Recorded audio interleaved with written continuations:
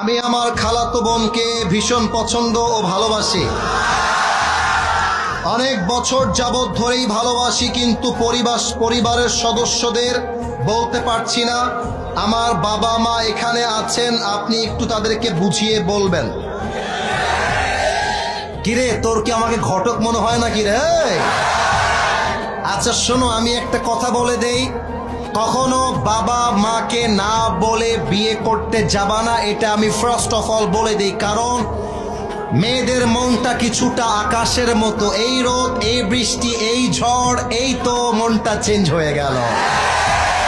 অনেক মেয়ে বলবে তোমাকে ছাড়া কাউকে বিয়ে করতে পারবো না, মানে এমন একটা ভাব তোমাকে বিয়ে না করতে পারলে মরেই যাবে।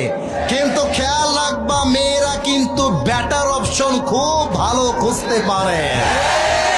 আজকে তোমাকে বেটার মনে হচ্ছে, তোমাকে বলছে আই লাভ ইউ, কালকে আরেকটা টাকাওয়ালা পাইলে, অনেক মেয়ে তো এমন আছে টাকাওয়ালা আর সরকারি চাকরি পাইলে বুইড়া মুইড়া দেখার টাইম নাই, টাকলার সঙ্গে বিয়ে পিড়িতে বসে যায়।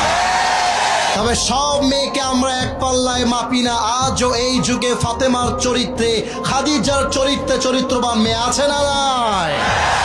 অতএব আমি বলবো, আগে বাপ মায়ের পা ধরবা, বলবা আব্বা अगर मुझे जिंदा देखना ता चाहते हो तो मुझे प्लीज शादी करा दो।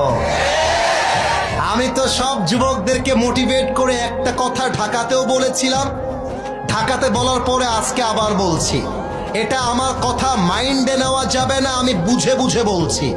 যদি তোমার বাবাকে হাজার বোঝাবার পরেও তোমার বাবা বুঝতে না চায়, মাকে হাজার বোঝাবার পরেও যদি তোমার মা বুঝতে না চায়, যদি দেখো দেয়ালে পিঠটা ঠেকে গেছে, বাস দেয়ালে যদি পিঠ ঠেকে যায়, যেই মেয়েকে পছন্দ তাকে নিয়ে আসবা, তুমি যাবা একজন হুজুর নিয়ে আসবা, 3 কবুল বলে বিয়ে করে ফেলবা।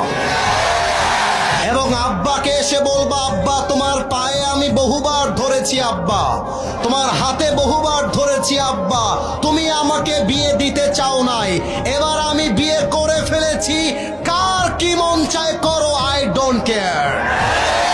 আরে যেই আব্বা আম্মা দেখছে আমার সন্তান জেনায় জড়িয়ে পড়েছে, আমার মেয়েটা হারাম সম্পর্কে জড়িয়ে পড়েছে, তাও যদি বাপ মা বিয়ে না দেয়, ওই বাপ মায়ের অনুমতি ছাড়া বিয়ে করাটা অনেক বেশি জরুরি। যুবক ভাইরা আমার, আল্লাহ তুমি যুবকটাকে তার পছন্দ অনুযায়ী বিয়ে করার তৌফিক দান করো। পড়েন সবাই আমিন।